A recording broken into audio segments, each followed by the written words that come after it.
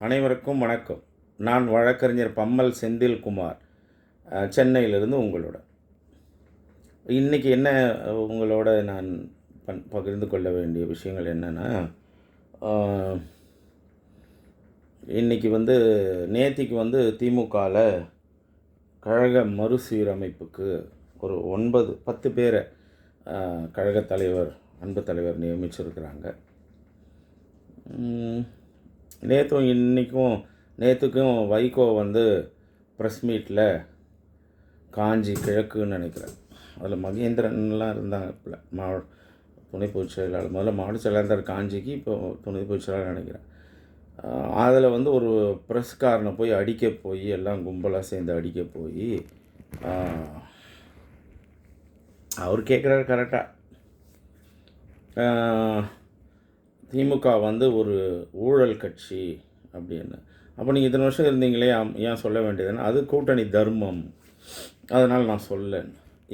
இவன் ஒரு வக்கீல். ஆக்சுவலாக இவன் தன்னை வக்கீல்னு சொல்லிக்கொள்பவன். இந்த கோபால்சாமி தன்னை வக்கீல்னு சொல்லிக்கொள்பவன். அவன் என்ன சொல்கிறான்னா,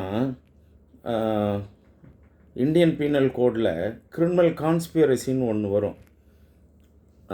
அதுக்கப்புறம் 120B அதான் கிரிமினல் கான்ஸ்பிரசி. அதுக்கப்புறம் வைக்ரியஸ் லயபிலிட்டின்னு ஒன்று வரும். முதலாளி சர்வெண்ட்டு செய்கிறதுக்கு முதலாளியும் அந்த தவறுக்கு பொறுப்பாக வேண்டும் அப்படின்னு தான் இந்த அரசியலமைப்பு சட்டம், இந்தியன் பீனல் கோடு எல்லாம் உருவாக்கப்பட்டது டாக்டர் அம்பேத்கரால். ஆக இவன் படித்தானா என்னான்னு தெரியல. இவன் வக்கீலாக ரொம்ப ரெகுலராக ப்ராக்டிஸ் போனான்றதை பற்றி இவனுடைய வரலாறு எதுவும் சொல்லலை. இவன் எப்போவுமே அரசியலுக்கு வர்ற வக்கீலுங்க எல்லாம் பார்த்திங்கன்னா பெருசாக படிப்பு அறிவு இருக்க மாட்டாங்க. வக்கீல்னு இருப்பாங்க, அவங்க பேர் வக்கீல்னு பேர், ஆனால் அவங்க பெரிய ப்ராக்டிஸ்லாம் இருக்க மாட்டாங்க. சில பேர் தான் ப்ராக்டிஸ்லேயும்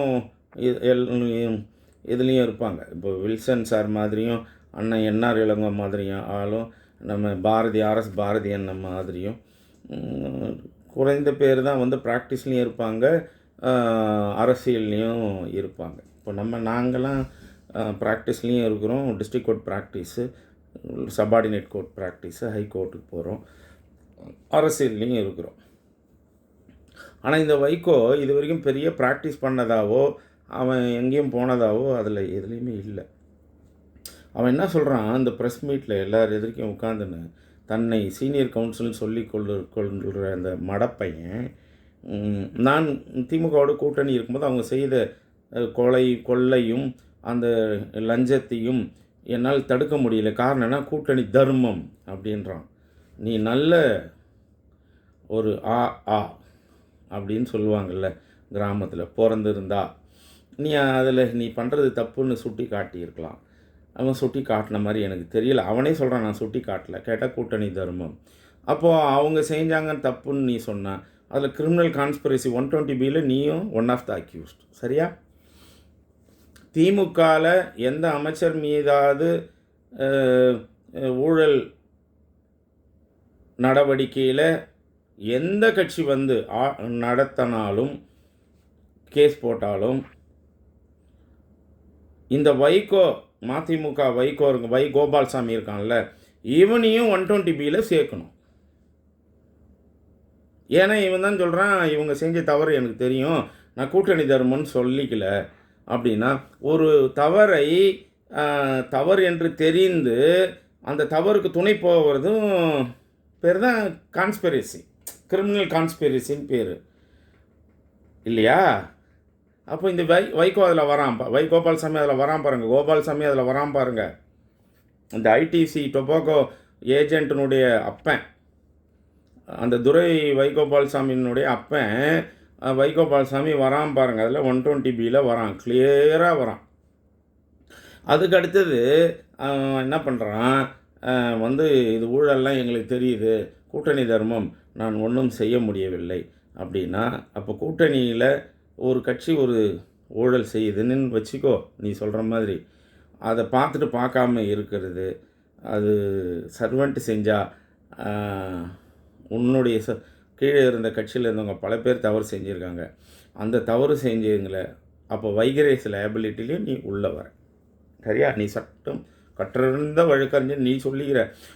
உன் கூட நான் உட்காந்து இந்தியன் பீனல் கோடு, கிரிமினல் ப்ரொசீஜர் கோடு, சிவில் ப்ரொசீஜர் கோடு, இப்போ மாறி இருக்கிற பிஎன்எஸ், பிஎன்என்எஸ், இந்த ஆக்ட் எல்லாம் நீயும் நானும் நேருக்கு நேராக ஒரு ஸ்டேஜில் நீயும் நானும் பேர் ஆக்டை வச்சு பேச ஆரம்பித்தோம். சட்டத்தினுடைய நெளிவு சுழிகள் அத்தனையும் பேச ஆரம்பிக்கலாம். வரியா? எனக்கு 34 முடிஞ்சு 35 வருஷம் ஆகுது. கோபால்சாமி, நீலாம் ஒரு வக்கீல்னு, நீ வக்கீல் தான், இறக்குற வரைக்கும் வக்கீல் தான். ஆனால் நீ பெரிய அறிவாளின்லாம் ஒன்றை சொல்லிக்காது. இன்றைக்கி அவங்க பையன் தேநீர் விருந்து தாவேக்கால் கூப்பிடப்பட்ட தேநீர் விருந்தில் முதல்ல ஒரு ஆள் ஓடுறார். விடுதலை சிறுத்தைகள் திருமாவளவன். நான் ஒரு வீடியோ போட்டிருந்தேன். 1987லேருந்து 92 வரைக்கும் சென்னை சட்டக்கல்லூரியில் 5 வருஷம் நான் +2 முடிச்சுட்டு 5 இயர்ஸ் கோர்ஸ் படித்தேன். அப்போ நீ எம்ஏ முடிச்சுட்டு லா காலேஜில் என் ஹாஸ்டல்லையே என்னுடைய அதே 4-5 ரூம் தாண்டி தான் நீயும் தங்கியிருந்த. காலைல 5:30 மணிக்கு போயிடுவேன், ராத்திரி 11 மணிக்கு வருவேன். ஜாதி பிரச்சனைகள் அப்போது ஏகப்பட்டது நடக்கும். தேவருக்கும் நாடாருக்கும் நடக்கும், தேவருக்கும் ஷெட்யூல் காஸ்ட்டுக்கும் நடக்கும், தேவருக்கும் பிஎல்பிஆருக்கு நடக்கும், வன்னியருக்கும் ஷெட்யூல் காஸ்ட் நடக்கும்.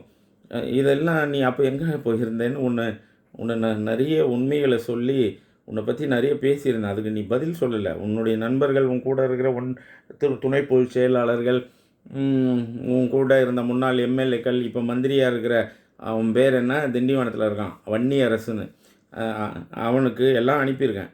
எல்லாம் பார்க்குறானுங்க. நான் தப்பாக பேசியிருந்தேன்னா எங்கள் அண்ணன் திமுகவில் இல்லையே அப்படின்லாம் நீங்கள் சொல்லியிருக்கலாம். ஆனால் இது வரைக்கும் சொல்லலை.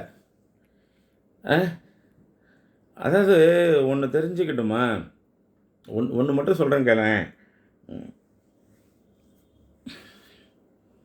ஒரு மனிதன் தன்னுடைய சுய நினைவை பணத்திற்காகவோ எதுக்காகவோ ஒரு 3 விஷயம் 4 விஷயம், பெண், பொன், பணம், சொத்து, இதுக்காகலாம் இழப்பாங்க. நீ எதுக்கு இழந்தன்னு எனக்கு தெரியல. பரவாயில்ல, நான் தான் ஏற்கனவே ஒரு வீடியோவில் சொன்ன மாதிரி, நீ ரிட்டையர்ட் ஆகிட்டு உன்னுடைய நல்ல எண்ணங்களையும் நல்ல புத்தியும், நீ படித்த ஆளுன்னு பல மதத்தினரும் பல இனத்தை சார்ந்த பல ஜாதிகளை சார்ந்த எல்லாரும் உன்னை பற்றி பெருமையாக பேசியிருக்காங்க. அதோட போயிடு. நீ இந்த விசில் விஜய் கூட நீ போய் இன்றைக்கி உட்காந்து சாப்பிட்ற, இதனுடைய வலியை நீ சீக்கிரம் அனுபவிக்க வேண்டிய வேலை இருக்குது. நீ அனுபவிப்ப. திருமாவளவன், நீ திமுகவில் இருந்த ஆள், இன்னி வரைக்கும் உன்னால் திமுகவில் நான் இருந்தேன்னு உன்னால் சொல்ல முடியல. உனக்கு வெக்கமாக இருக்குது, வெக்கமாக வருது அப்படின்னு ஒரு படத்தில் ஏதோ ஒன்று சொல்லுவாங்களே, ஐயோ எனக்கு வெக்கமாக வருதே அப்படின்ற மாதிரி உனக்கு திமுகவில் இருந்ததை உன்னால் டிக்ளேர் பண்ண முடியல. வெக்கமாக வருதா உனக்கு திருமாவளவன்? நாங்கள்லாம் ஹாஸ்டலில் பிரச்சனைகளை 87லேருந்து 92 வரைக்கும் நான் கரண்ட் இயரில் பாஸ் பண்ணிட்டேன்னு வந்துட்டேன்னு வச்சுக்கோ. அதனால் உன்னை விட நான் திமிராக சொல்ல முடியும். 5 வருஷத்தில் +2 முடிச்சுட்டு வந்தால் 5 வருஷம் தான் லா கோர்ஸ், டிகிரி முடித்தா 3 இயர்ஸ். அப்போ 5 வருஷம் நான் கரண்ட் இயரில் முடிச்சுட்டு வரேன். நான் ஹாஸ்டலில் நான் எந்த ஜாதி பிரச்சனைகள்லையோ நடந்த கொடுமைகள்லையோ, ரூமுங்க உடைக்கப்படும், ஆளுங்க அடிக்கப்படுவாங்க, ஜெயிலுக்கு போவாங்க, போலீஸ் கம்ப்ளைண்ட்டு, அந்த எந்த கம்ப்ளைண்ட்லேயும் நீ ஜாதிக்காக எந்த ஜாதிக்காகவும் நீ உழைக்கலை, யாருக்காகவும் உழைக்கலை. உன்னுடைய திமுக உன்னை பத்திரப்படுத்தி உன்னை ஒரு நல்லவனாக இந்த செய்தியாளர்கள் மத்தியில் காட்டினனால இந்த 10 வருஷம் நீ நல்ல மனிதனாக காட்டப்பட்டு இருக்கிறாய். அது காரணம் திமுக. என் தலைவன், தமிழின தலைவன், அவனுடைய மகன் ஸ்டாலின். ஆக்சுவலாக இது உதயநிதிக்கெலாம் உன்னை பிடிச்சிருக்கான்னு தான் நான் நினைக்கிறேன். ஏன்னா அவங்களுக்கு உன்னுடைய கதைகள் நிறைய மூலியமாக வந்திருக்கும். இன்றைக்கி நீலாம் உட்காந்து அந்த ப்ரெஸ் மீட்டில், யார் ப்ரெஸ் மீட் கொடுக்குறான்னா, நீ டெல்லியில் போய் இந்தியா கூட்டணியில் காங்கிரஸுக்கு எதிர்ப்பாக ராகுல் காந்தியை பற்றி தப்பாக பேசிட்டு திமுகவுக்கு சாதகமாக பேசுகிறேன்னு சொல்லிவிட்டு, நீ ஒரு ஆள் தான் இந்தியா கூட்டணியில் ராகுல் காந்திக்கு எதிர்ப்பாக பேசினேன் அப்படின்னு சொல்ல வச்சுட்டு வந்த அது நாடகம் பண்ணதில் இன்றைக்கி தெரிஞ்சுது. இன்றைக்கி பார்த்தா இங்கே நடந்த கோவளத்தில் நடந்த தாவேகா அந்த புரோக்கர் விசில் விஜயினுடைய புரோக்கர் கிட்ட நீங்கள்லாம் சோஃபா வாங்கினவனுங்க தான். உங்களுக்கு சோஃபா எவிடன்ஸ் இருக்குது, வாங்க. நீங்களாம் இருக்கிறீங்க, வாங்க. நீங்கள் காங்கிரஸ், அதிமுக எல்லாம் சோஃபா வாங்கின எவிடன்ஸ் அவனுங்க கரெக்டாக வச்சுருக்கிறானுங்க. நீ இனிமேலாம் திமிரவே முடியாது. திருமாவளவன் நீ திமிர முடியாது, ஐஎம்எல்யூ திரும்ப முடியாது, இந்திய யூனியன் முஸ்லீம் திரும்ப முடியாது. கம்யூனிஸ்ட்டுங்க நம்மக்கிட்டே திமுகலேயே வருஷம் காசு வாங்கி நம்மக்கிட்டே ஜெயிச்சுட்டு நாங்கள் எலெக்ஷன் கமிஷனில் திமுகனுடைய ட்ரஸ்ட்டில் நாங்கள் டிக்ளேர் பண்ணும்போது அதுக்கப்புறம் தான் கம்யூனிஸ்ட்காரனே ஒத்துக்குவோம், ஆமாம் நாங்கள் எலெக்ஷன் காசு வாங்கணும். அது மாதிரி காடி பசங்க. உண்மையான கம்யூனிஸ்ட்டுகள் இப்பொழுது இல்லை தான் அப்படின்னு தான் ஜனங்க வருத்தம். இல்லைன்னா அவங்களுக்கு நிறைய ஓட்டுகள்லாம் இருக்கும். யாருமே இல்லை இப்போல்லாம்.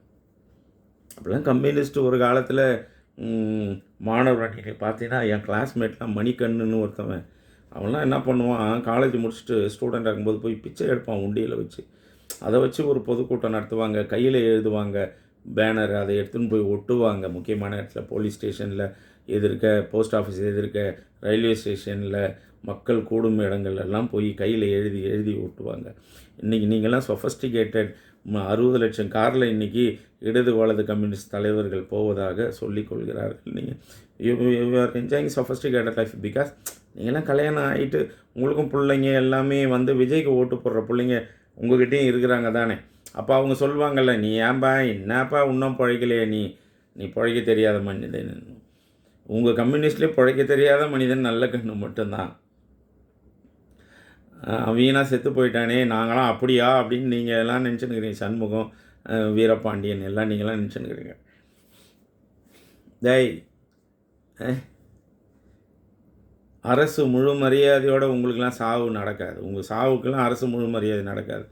ஆனால் உண்மையாக நேர்மையாக இருந்த அந்த நல்ல கண்ணுன்ற பெரிய மனிதருக்கு குரோம்பேட்டில் இதில் கூட ஒருத்தர் இருந்தார், நல்ல பேர், அவர் பேர் மறந்துட்டேன், நியூ காலனியில் 90-100 வயசு. அவங்க எல்லாமே இறக்கும் பொழுது அவங்களுக்கு வந்து அரசு முழு மரியாதை கிடைத்தது. இன்றைக்கி பாக்கியராஜ் கிடைக்குது, பாரதி ராஜா கிடைக்குதுன்னு விஜய் சினிமாவில் இருக்கிறதுனால அவங்களுக்கெல்லாம் இப்போ அது பண்ணுறாங்க. இப்போ இது ஒரு பெரிய இதுவே ஆயிடுச்சு போல இருக்குது. இன்னும் கொஞ்சம் நாளில் துணைக்கு துணை நடிகர், துணைக்கு துணை நடிகர்லாம் சாகும்போது கூட 27 குண்டு வரும் போல் இருக்குது. ஏன்னா அது இந்த விசில் விஜய் வந்தனுடைய ப்ராக்டிஸ். அவனுக்கு அந்த ஓட்டு தேவைன்றதுனால அவன் திரையுலகத்தை பெருசாக பிடிக்கிறான் போல.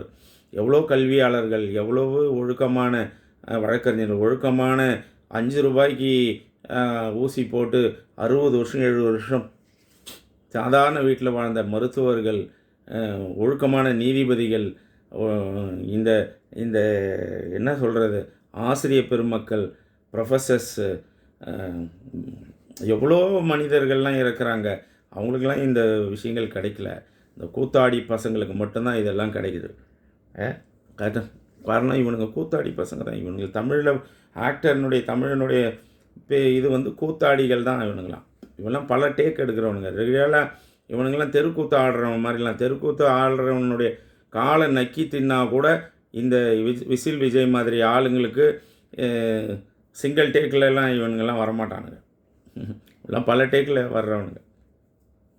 ரைட், இப்போது இவனுங்களை பற்றி பேசின்னு இருக்கிறதுக்கு வேணாம், இப்போ நேரம் இல்லை. கம்யூனிஸ்ட்டு அவனுங்கெல்லாம் தரித்திரம் பிடிச்சவனுங்க, அவனுங்கெல்லாம் போய் தொலைகிறானுங்க. ரைட், அவனெல்லாம் இப்போ வந்து பெரிய சப்போர்ட் கட்டின்னு நிற்கிறானுங்க.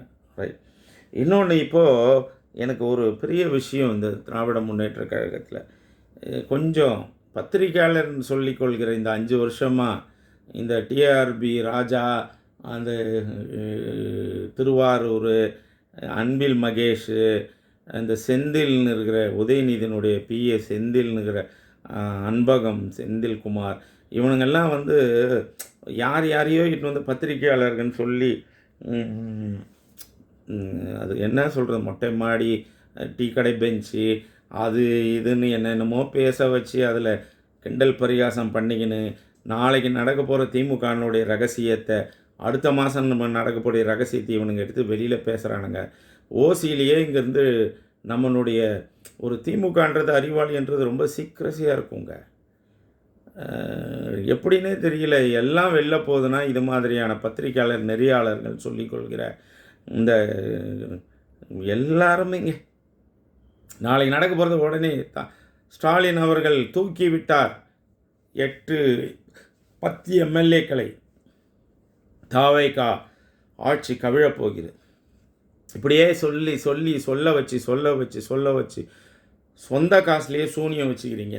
இன்றைக்கி பார்த்தீங்கன்னா நேற்று காலைல டிவியில் பார்க்குறேன், கிருஷ்ணகிரி ஒரு தாவேகா எம்எல்ஏவை யாரோ ஒரு நபர் 35 கோடி தருவதாகவும், நீ வந்து சட்டசபையில் வந்து சபாநாயகருக்கு எதிராக ஒரு நம்பிக்கையில்லா தீர்மானம் கொண்டு வர போகிறோம், அதில் வந்து நீ வந்து எதிர்ப்பாக ஓட்டு போடு. சட்டசபையில் சபாநாயகருக்கு எதிராக நம்பிக்கையில்லா தீர்மானன்றது அது மாதிரி ஒரு சிம்டமோ அது மாதிரியான ஒரு விஷயமே திமுகன்னு சொல்லல, அதிமுகன்னு சொல்லல. ஆனால் போலீஸ் எழுதுவானுங்க கதையை. போலீஸ் எப்போவுமே அந்த ஓட்டையை வச்சுட்டு தான் போவானுங்க. ஏன்னா அவனுங்க பெரிய அறிவாளிகள்லாம் கிடையாது. அதில் அறிவாளிகள்லாம் ஏசி ரூமில் இருப்பாங்க. அவங்களுக்கு ஃபீல்டு தெரியாது. ஃபீல்டு தெரிகிறவனுக்கு அறிவு இருக்காது. இதுதான் போலீஸ் டிபார்ட்மெண்ட். எப்போவுமே ஒன்று தெரிஞ்சுக்கோங்க, போலீஸ் டிபார்ட்மெண்ட்டில் நல்ல தன்னை மெத்த படித்தவன் ஏசி ரூமில் ஒன்லி இன்ஸ்ட்ரக்ஷனை மட்டும் ரிசீவ் பண்ணுவான். கீழே எக்ஸிக்யூட் பண்ணுறவன் அறிவே இருக்காது, அவன் எக்ஸிக்யூட் பண்ணுவான். இப்போ அங்கே இருக்கிற inspector, DSP, AC, assistant commissioner, deputy commissioner எல்லாருக்கும் தன்னுடைய பொசிஷனை போய் உட்காரணும். தன்னுடைய பொசிஷனில் ஆசைப்படுவாங்கள்ல. திமுக ஆட்சியால் பழிவாங்கப்பட்ட போலீஸ் ஆஃபீஸர்கள்லாம், அந்த டிஎஸ்பி, குரூப் 1 டிஎன்பிஎஸ்சி, யூபிஎஸ்சிலேருந்து வந்தவங்க எல்லாம் ஒரு ஆசை இருக்கும், நான் டிசியாக இருக்கணும். அவங்க எதுவுமே பொருளாதாரத்துறையிலையோ, சிசிபிலேயோ, சைபர் கிரைம்லேயோ, சிசிஐடபிள்யூலேயோ, சிபிசிஐடிலையோ இருக்க விரும்ப மாட்டாங்க. அதெல்லாம் மஃப்டி ட்ரெஸ், யூனிஃபார்ம் இல்லாத. அதில் நீ என்ன தான் பெரிய பெரிய விஷயங்கள், நீங்கள் தங்கமோ வைரமோ ஒரு 100 கோடி 1000 கோடி 2000 கோடி கஞ்சாவை பிடிச்சா கூட, சிபிசிஐடியோ மற்ற ட்ரக்கு ஆன்டி கரப்ஷனில் பிடிச்சாலோ அவங்க பேர்லாம் வெளில வராது. அவங்களாம் மஃப்டி போலீஸ். ஆனால் ஒரு law and order DC, law and order JC, law and order SP, law and order DSP மஃப்சலில், ஐஜி, டிஐஜி, இவங்க எல்லாம் வந்து கனவோடு இருப்பாங்க, அடுத்த ஆட்சி வந்தால் நம்ம வரணும் அப்படின்னு, யூனிஃபார்ம் போட்டு கலக்கணும் அப்படின்னு. அவங்களுக்கெல்லாம் ஒரு காதல் இருக்கும். அதில் காதலில் தன் காதலை இழந்திருப்பாங்க. அந்த காதலிக்கிட்ட நான் அவங்க வீட்டுக்காரனுக்கு இவங்க சேலஞ்ச் பண்ணுறது, நான் எப்படி நடந்துக்கினேன் பார்த்தியா, என்னை கல்யாணம் பண்ணியிருக்கலாம்ல, நீ போய் ஒரு வாதியரை கல்யாணம் பண்ணியே அப்படின்றதுக்காகவே சில போலீஸ் ஆஃபீஸர்லாம் தன்னை அந்த யூனிஃபார்மோடு போட்டு வரணும்னு ஆசைப்பட்றான். இவெல்லாம் ஆஃப்டர் ஆல் ஹியூமன் பீயிங் தானே. தன்னுடைய அம்மா, சொந்தக்காரங்க, அத்தை, மாமா எதிர்க்க ஊர்க்காரங்கள்லாம் இவங்களை சப்ரஸ் பண்ணியிருப்பாங்க. ஆனால் நான் வந்து காட்டுறேன் பாருன்னு வந்து காட்டுவாங்க. இவங்கெல்லாம் பழிவாங்க படத்தில் வர்ற போலீஸ் ஆஃபீஸர் தான் இவங்க எல்லாமே. அதில் பாதி பேருக்கு மேலே எந்த ஊருக்கு போனால், எந்த இடத்துல போனால் நல்ல லஞ்சம் கிடைக்கும், எங்கே பணம் கிடைக்கும் அப்படின்னு சொல்லியே அதை கேள்விப்பட்டு அங்கேருந்து அந்த ஒரு பர்டிகுலர் போலீஸ் ஸ்டேஷனுக்கோ அந்த பர்டிகுலர் இடத்துக்கோ காசு வாங்கி கொடுத்துட்டு போலீஸ் ஸ்டேஷனுக்கு போகிற போலீஸ் ஆஃபீஸர்கள், பல இன்ஸ்பெக்டர், பல டிஎஸ்பி, பல அசிஸ்டன்ட் கமிஷனர், பல டிசி, பல ஜேசி இருந்ததாக இந்த உலகம் பல முறை இவங்க அடையாளம் காட்டுனதாக சொல்கிறாங்க. அது என்ன, இதெல்லாம் சாபக்கேடுகள். இதெல்லாம் யாரையும் ஒன்றும் பண்ண முடியாது. ஆக இப்போ இந்த போலீஸ் ஆஃபீஸருங்க எல்லாம் அவங்களுக்கு தன்னை இப்போ வெளியில் காட்டிக்கணும் அப்படின்றதுக்காக இவங்க எல்லாம் இதை பண்ணின்னு இருக்கிறதாக அவங்களுக்கு ஒரு ஆசை. நான் வந்து பெரிய ஆஃபீஸராக வந்து உட்காரணும். ஆக நீங்கள் ஒரு விஷயமும் நம்ம இப்போ பேச போனால், இந்த பத்திரிகை துறை என்பது ஒரு விஷயத்தையும் வெளி உலகத்தை ஒரு கட்சி சீக்ரெட்டாக வச்சுன்னுக்கிறத அப்படியே யார் மூலியமாக கேட்டு அன்றைக்கி நைட்டே டிபேட் போடுறான். 7 to 9 இந்த நியூஸ் 7, நியூஸ் 18, தந்தி டிவி, புதிய தலைமுறை, பாலிமர், அதுக்கப்புறம் மாலை முரசு, சத்தியம் டிவி, இதெல்லாம் பார்த்திங்கன்னா டெய்லி டே டு டே ஒரு கட்சியினுடைய ரகசியத்தை எடுத்து வந்து வெளில உடைக்கிறது. போலீஸினுடைய டிபார்ட்மெண்ட்டுடைய எந்த ஹெல்ப்பும் தேவையில்லை. டெய்லி இவனுங்களே 5 பேர் 6 பேர் கூப்பிடுறது எல்லா கட்சியிலையும். அவன் என்னென்ன ஒரு ரகசியமோ அவன் எல்லாம் வந்து உடைப்பான். இதில் திமுக வைக்கல்களும் வந்து உடைக்கிறானுங்க. அதுதான் ரொம்ப கொடுமையே இருக்கிறது இல்லையா. அதிமுகவில் யாரும் வரதில்லை பாருங்கள். அதிமுகவில் ஒரு 2 பேர் என்னமோ வருவாங்க. அந்த பொள்ளாச்சியிலேருந்து ஒருத்தரும், அதுக்கப்புறம் ஒரு வழக்கறிஞர் வருவார். அவங்களாம் காமனாக பேசிட்டு போவாங்க. திமுகவில் வர்ற வக்கீலுங்க இருக்கிறது எல்லாத்தையும் உடைச்சிட்டு பேசிட்டு போகக்கூடிய இன்னசென்ட் நெறியாளர்கள் திமுகவில் நிறைய பேர் வந்து கொட்டிட்டு தன்னுடைய ரகசியத்தெல்லாம் பேசிட்டு போகிற ஆளுங்கள்லாம் இருக்கிறாங்க. ஆக இதெல்லாம் இந்த திமுக தடுத்து நிறுத்த வேண்டும். நம்மளுடைய சீக்ரெட்டான ஒரு அஜெண்டாவை டிவிலையும் நம்மளே போய் கொண்டு போய் கொடுத்து நம்மளுடைய ரகசியத்தை பிஜேபிக்கும் ஆர்எஸ்எஸ்க்கும் விசில் விஜய்க்கெலாம் நீங்கள் ஈஸியாக கொடுக்குறீங்க. இதை மாற்றிக்கோங்க, அவ்வளோதான் நாங்கள் சொல்ல வர்றது. இனிமேல் உங்களுக்கு பலமுறை ஒழுக்கம் சொன்னாலும் நீங்கள் கற்றுக்க ஆள் இல்லை. நீங்கள் ஒழுக்கத்தை தாண்டி வெறும் கெட்டவர்களையே நிறைய பேரை வச்சு பயணித்ததுனால உங்களுக்கு ஒழுக்கமான ஆட்கள் யாரும் இல்லை என்பது தான் இந்த திமுகவில் நிதர்சனமான உண்மை. ரைட், அடுத்தது வருவோம். திமுக கழக மறுசீரமைப்பு குழு, அதில் ஒரு 10 பேரை போட்டிருக்கீங்க. சந்தோஷம். அப்போது நீங்கள் வந்து வெளியிலேருந்து அத்தனை இந்த 38 என்னமோ ஒரு குழு அமைச்சிருந்தீங்க. தேர்தல் தோல்விக்கு காரணம் அப்படின்னு சொல்லி மாவட்டங்கள் தூரம் போய் அந்த ரிப்போர்ட்லாம் வாங்கிட்டு இருப்பீங்கன்னு நினைக்கிறேன். அந்த வாங்கினதுலேயே ரொம்ப ஒழுக்கமாக ரிப்போர்ட் கொடுத்தவங்களில் அப்படின்னு ஒரு 5-6 பேர் வச்சுருக்கீங்க. மீதி எல்லாத்தையும் மந்திரிகளும் மாவட்ட செயலாளர்களும் சேர்த்துருக்கீங்க. அதில் நம்பர் 1 தங்கம் தென்னரசு. தங்கம் தான். அவங்க அப்பா ஒரு நாள், ஆமாம், நல்ல மனிதர், ஹார்ட் அட்டாக்கில் இறந்துட்டார். தலைவர் எல்லாம் போயிருந்தாங்க அந்த டெத்துக்கு. ரொம்ப அருமையான ஒரு மனிதர் தங்கம் தென்னரசு. நேர்மையான, ஒழுக்கமான, நிதர்சனமான உண்மைகளையும் சச்சரவுக்கு அப்பாற்பட்ட ஒரு மனிதனாகவும், ஒரு சாதாரண கலைஞர் உயிரோடு இருக்கும் பொழுதே ஒரு முதலில் அவருக்கு அமைச்சர் கொடுக்கப்பட்டு அவர் வந்து தலைமை செயலகத்தில் ராத்திரி 9 மணி வரைக்கும் வேலை செஞ்சதாகவும், அப்போது வந்து எங்கேயா இருக்க அப்படின்னு முதலமைச்சர் கேட்டதாகவும், நான் வந்து இதில் இருக்கிறேன் தலைமைச் செயலகத்தில், ஏன் வீட்டுக்கு போகலையா, சாப்பிட்லையா, இல்லை தலைவரே எனக்கு வேலை இருக்குது, முடிச்சுட்டு தான் போகணும் அப்படின்னு. அப்போது தலைவர் நேரடியாக போய் தலைமைச் செயலுக்கு அந்த ராத்திரிக்கு போனாராம். ஏன் நீ உட்காந்து வேலை செஞ்சுருக்கிற, வா சாப்பிடுவோம், முதல்ல கிளம்பு நீ அப்படின்னு. அப்போது ஒரு முதலமைச்சரே வீட்டில் ஓய்வு எடுக்கும்போது மற்ற அமைச்சர்கள்லாம் போயிட்டாங்களாம். இவர் ஒருத்தர் மட்டும் தலைமைச் செயலகத்தில் வேலை செய்ததாக, அது தலைவர் நேரடியாக பாராட்டியதாக இவர் தன்னுடைய சுய இதில் வெளி உலகத்துக்கு தெரிஞ்ச விஷயம். சூப்பர்மேன், நேர்மையாக இருக்கும், நேர்மையாக சொல்லக்கூடிய மனிதர். 2வது கீதா ஜீவன், என் பெரியசாமி. இவருக்கு வந்து இவர் ஒரு பெரிய மாவட்ட செயலர், நல்ல மாவட்ட செயலர், அருமையான மாவட்ட செயலர், கிறிஸ்தவ மதத்தை சேர்ந்தவர். இந்த தூத்துக்குடி மாவட்டம்லாம் முதல்ல திருநெல்வேலி, தூத்துக்குடி இதெல்லாம் வந்து ஒன்றா இருந்த மாவட்டங்கள். அப்போது அந்த திருநெல்வேலி, இந்த தூத்துக்குடி மாவட்டம் என்று திருச்செந்தூர் அது இதுன்னு பெரிய மாவட்டமாக இருந்தது. கோவில்பட்டி அதெல்லாம் எந்த மாவட்டம். அதில் வந்து என் பெரியசாமி, நாங்களாம் சின்ன 87 நான் மாணவரணி துணை செயலாளராக சென்னை சட்டக்கல்லூரி திமுக மாணவரணி துணை செயலாளர் இருக்கும்போது அவரெல்லாம் என்ன பண்ணுவார், அவர் ஒரு குழந்தை மாதிரி பெரிய பணத்தை செலவு பண்ணி கட்சி ரொம்ப வளர்ப்பார். அப்போல்லாம் வந்து ரிலீஜியஸ் வைஸ் நாடார்கள்லாம், நாடார் சமூகத்தை சார்ந்தவர்கள் திமுகலையும் அதிமுகலையும் இருப்பாங்க. ஆனால் ரிலீஜியஸ் வைஸ் பிரிஞ்சு இருக்க மாட்டாங்க. நாடார்னா நாடார் தான். ஆனால் அதுக்கப்புறம் அவங்களுக்குள்ளே வந்து இந்து நாடார், கிறிஸ்தவ நாடார்னு வந்து அதில் இந்து நாடாராக அதிமுகலேருந்து அனிதா ராதாகிருஷ்ணன் வந்து அங்கே அதிருப்தியில் வந்து இப்போ திமுகவில் சேர்ந்து, இப்போது அவங்க 2 பேருக்கும் கடந்த 15-20 வருஷமாக அனிதா ராதாகிருஷ்ணன் இந்து நாடாருக்கும் கீதா ஜீவன் என்கிற கிறிஸ்தவ நாடாருக்கும் அவங்களுக்குள்ள ஒரு பனிப்போர் நடந்துன்னு இருக்குது. அந்த அம்மா வந்து ஒருவேளை கனிமொழியினுடைய பேக்ரவுண்டில் இருக்கிறதுனால அவங்கள இதில் கம்பல்சரியாக கனிமொழி இதில் போட்டிருப்பாங்கன்னு நான் நினைக்கிறேன். என் பெரியசாமி அவர்களை பற்றி நம்ம சொல்ல போனோம்னா, கலைஞர் வந்து அவர் வந்து அழுவாராம்.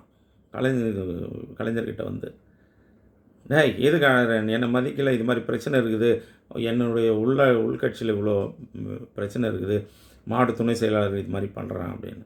அவனையும் இவனையும் கூப்பிடுவாங்களாம். கூப்பிட்டு தலைவர் சொல்லுவாரான், சரி ரைட், நான் அடுத்த மாதம் ஒரு பொதுக்கூட்டம் போடுங்க அப்படின்னு வரான். ஏங்க நாங்களே பிரிஞ்சு இருக்கிறோம், நாங்கள் போய் பொதுக்கூட்டம், எனக்கு பொதுக்கூட்டம் போடுங்க, நான் வரேன் அப்படின்னு வரான்.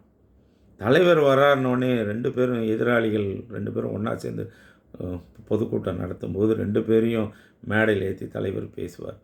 அது போன்ற தலைவர் தான் அன்றையிலிருந்து பார்த்திங்கன்னா அந்த மாவட்ட செயலருக்கு எதிரானவர்களும் ஒன்றாக சேர்க்க அவர் பெரிய வாய்ப்புகள் கொடுத்துருந்தார் தமிழின தலைவர். ஆனால் இன்றைக்கி பல மாவட்டத்தில் நான் ஒழிச்சிட்டேன் பார்த்தியா, முடிச்சிட்டேன் பார்த்தியா, அழிச்சிட்டேன் பார்த்தியா அப்படின்னு சொல்லி அழிச்சிட்டு தளபதி ஸ்டாலினுக்கு அப்புறம் வந்தவங்க எல்லாருமே எதிராளிகளை அழிச்சாங்களே ஒழிய இதையும் திமுக தளபதி ஸ்டாலின் அவர்கள் ஏற்றுக்கொண்டு ஒரு சாரருக்கு உதவியாகவும் கைத்தட்டியும் தோல் மேல் கை போட்டதுனால எத்தனை கட்சிக்காரர் வெளில போயிருக்காங்க. ஆனால் தமிழின தலைவர் அப்படி பண்ணலை. ஒரு டேட் கொடுத்துருவார், 2 பேரையும் கூப்பிட்டு தனித்தனியாக. திரும்பியும் மேடையில் போய் பார்க்கும்போது பார்த்தா ஒரு மாதம் கழிச்சு போவாராம். 2 பேரும் ஒன்றா கை கொடுத்துட்டு ஒன்றா சாப்பிட மாட்டாங்களாம். 2 பேரும் தலைவர் வந்து போனால் தான் சாப்பிடணும். ஆக அந்த இடத்துல இயக்கத்தை தொடர்ந்து எதிரிகளே இல்லாத இயக்கமாக வளர்த்தவர் தமிழின தலைவர் டாக்டர் கலைஞர். அது அருமை அண்ணன் ஸ்டாலின் அவர்களுக்கு அது இல்லை. அதில் அவர் வீக் ஆக்சுவலாக அவர் தன்னை மாற்றிக்கொள்ள வேண்டும் என்பதை நான் திமுக கடைக்கோழி தொண்டன் சார்பாக நான் சொல்லிக்கொள்கிறேன். எவன் தன்னுடைய ஃபேன், எவன் என்னுடைய வந்து முரட்டு தொண்டன் அப்படின்லாம் யாரும் கிடையாது. நீங்கள் இப்போ இருக்கும்போதே கிட்டத்தட்ட இந்த திமுக ஆட்சி வந்த உடனே உதயநிதி கிட்ட எல்லா மாவட்டத்திலும் உதயநிதி கிட்ட போயிட்டாங்க. தெரியுமா உங்களுக்கு? தெரியுமா? அதை உணர்ந்துருக்கிறீங்களா நீங்கள்? ஏன் உணர மாட்டீங்க? காரணம் என்னென்னா, என் பிள்ளைக்கு போட்டுமே என்ன அப்படின்னு தான் நீங்கள் நினைக்கிறீங்களோ ஒழிய, ஒரு பீரியடில் ஒரு பிரச்சனைகள் வந்தால் பாதி பேர் உன்னுடைய மாப்பிள்ளை கிட்ட போய் நிற்கிறாங்க. அப்போது ஒரு பிரச்சனையே வந்ததுன்னா இந்த கட்சியில் 3ஆக பிரியும். ஒன்று உங்களுக்கு இருக்கும், ஒன்று உதயநிதிக்கு ஒரு குரூப் இருக்கும், ஒன்று உங்கள் மாப்பிள்ளைக்கு ஒரு குரூப் இருக்கும். ஆக திமுக 3ஆக தான் இருக்குது. ஆனால் வெளியில் ஒன்றா இருக்குது, அவ்வளோதான். நம்மலாம் போய் இன்னொருத்தவங்களை பற்றி பேச